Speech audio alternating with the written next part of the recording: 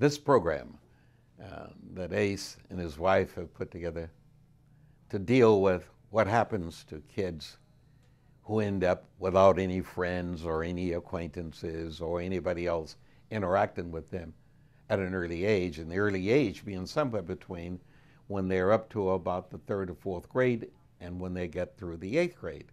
And that's a very tough time for kids because there's so many other transitions that have taken place in their lives. And you kind of wonder, how did this family come up on what is a clearly ignored need that should be obvious to almost everybody, but nobody's doing anything about it? In my own life, I didn't have that problem simply because there was no such thing as middle school.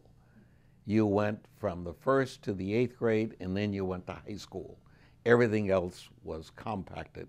And I frankly wonder aloud how the educational world came to the conclusion that there should be a bifurcating or trifurcating of the educational delivery system.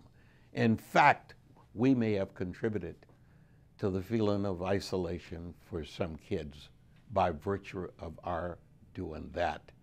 And obviously this program is designed to address that issue, but not so much from the standpoint as if you were dealing with, in a clinical situation.